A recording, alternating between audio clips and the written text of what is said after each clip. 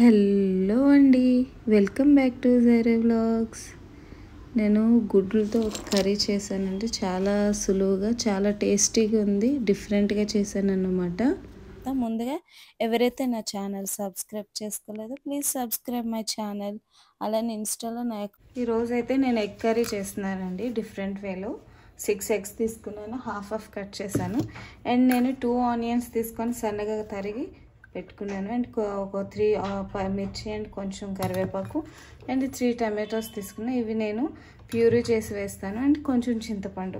ఇదైతే ప్యూరీ చేసుకుందాం. Hand mixture ఉంటే మీరు దీంతో చేసుకోవచ్చు. ఈజీగా తొందరగానే అయిపోతుంది. టమాటోస్ గట్టిగా ఉన్నాయి, ఇలా ఉంది. అదే కొంచెం మెత్తగా ఉంటే చాలా తొందరగా అయిపోతుంది. ఈ విధంగా మొత్తం మెత్తగా చేసేసుకోవాలి. ఓకే, పీసెస్ లేకుండా మొత్తం ప్యూరీ అంటే మెత్తగా పేస్ట్లా చేసేసుకోవాలన్నమాట. చూడండి, చాలా మెత్తగా అయింది. చూడండి, చాలు. ఇలా చేసేసుకున్న తర్వాత ఎగ్స్ని మనం ఫ్రై చేసుకోవాలన్నమాట. ఓకే, ప్యాన్ అయితే పెట్టేసానండి. పెట్టి కొంచెంగా ముందు గుడ్లు మనం ఫ్రై చేసుకోవాలి కాబట్టి కొంచెంగా ఆయిల్ వేస్తాను. ఆయిల్ వేసి ఇందులో కొంచెం పసుపు వేస్తున్నాను. అండ్ కొంచెం కారం,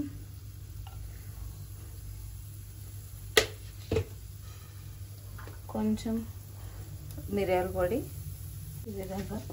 అండ్ కొంచెం సాల్ట్ వేస్తా. అంటే మనం ఇవి ఫ్రై చేస్తున్నాం అండ్ ఓపెన్ చేసి మరీ చేస్తున్నాం కాబట్టి, ఇలా కట్ చేసి వేస్తున్నాం కాబట్టి దీన్ని మనం కొంచెం సాల్ట్ వేసుకుంటే బాగుంటుంది. సో ఈ విధంగా ఎగ్స్ అన్నిటినీ కూడా వేసేయాలి.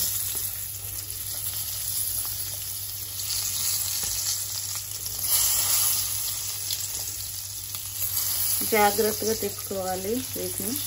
ఎలా పడితే అలా మనం టర్న్ చేయకూడదు, ఎందుకంటే లోపల సన అనేది ఓడిపోతుంది.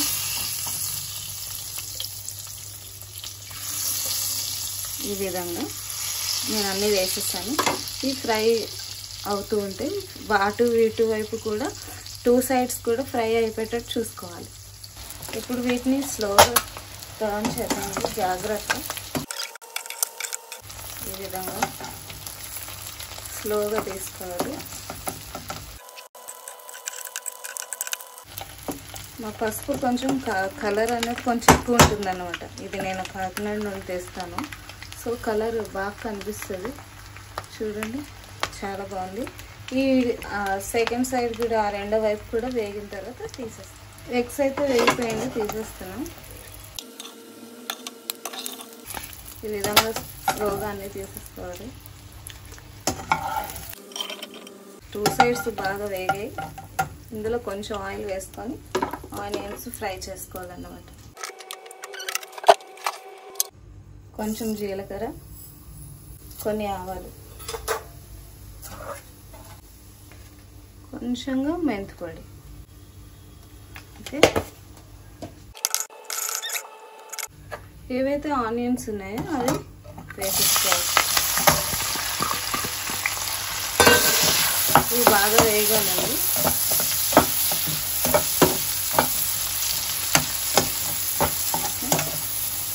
బాగా వేగాలి. సో నేను ఇది ఆనియన్స్ తొందరగా ఫ్రై అవ్వాలి అని చెప్పి నేను ఇందులో కొంచెం సాల్ట్ అనేది వేస్తున్నాను. మీకు చెప్పాను కదా ఇంతకుముందు, సాల్ట్ అనేది మనం యాడ్ చేసుకుంటే ఆనియన్స్లో మీరు పెద్ద మంట పెట్టినా కూడా మాడిపోవు అండ్ తొందరగా వేగుతాయి అన్నమాట.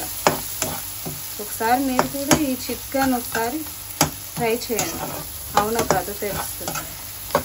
సో నేను ఇప్పుడు ఆనియన్స్ వేయించి ఇది బాగా బ్రౌన్ కలర్ వచ్చే వరకు కూడా వేయిస్తాను. చూడండి, ఆనియన్ అయితే వేగిపోయింది. ఇందులో నేను టమాటో ప్యూరీ ఏదైతే తీసి పెట్టానో ఆ టమాటో ప్యూరీ వేసేస్తున్నాను.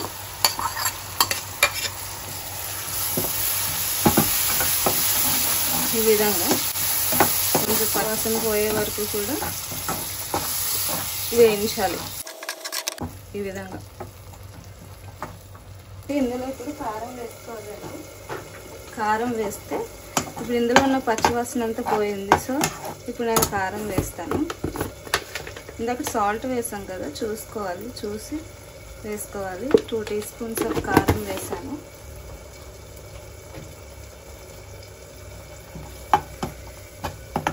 ఇందులో కొంచెం చింతపండు పలుపు ఉన్నది కదా, అది ఇందులో యాడ్ చేసుకోవాలన్నమాట. ఈ విధంగా కొంచెం వేసుకోవాలి. పులుపు చూసుకోవాలండి, చూసుకొని అవసరమైతే కొంచెం వాటర్ యాడ్ చేసుకోవచ్చు.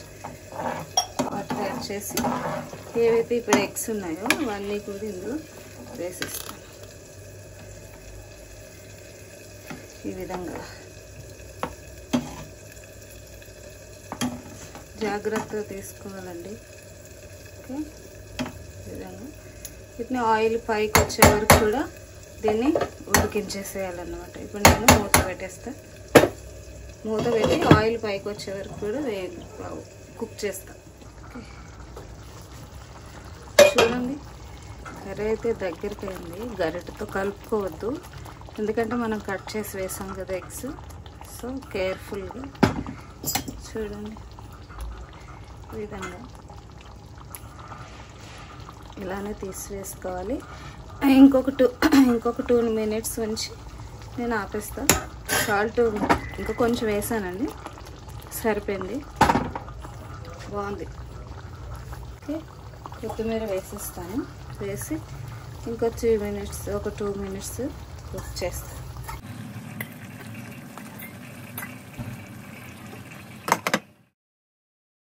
చూసారు కదా, ఆయిల్ అంతా పైకి వచ్చేసింది. కర్రీ అయితే రెడీ అయిపోయిందండి. చాలా బాగా కనిపిస్తుంది. చూసారు కదండి, కర్రీ అయితే ఎంత ఈజీనో, చాలా ఈజీ వేలో చేశాను. అండ్ ఆ కర్రీ కూడా టేస్ట్ చాలా బాగుంది. మరి ఇంకెందుకు ఆలస్యం, మీరు కూడా ఒకసారి ట్రై చేసేయండి. Thanks for watching. నా ఛానల్ సబ్స్క్రైబ్ చేసుకున్న వాళ్ళు please subscribe my channel, like and share, comment please. Thank you.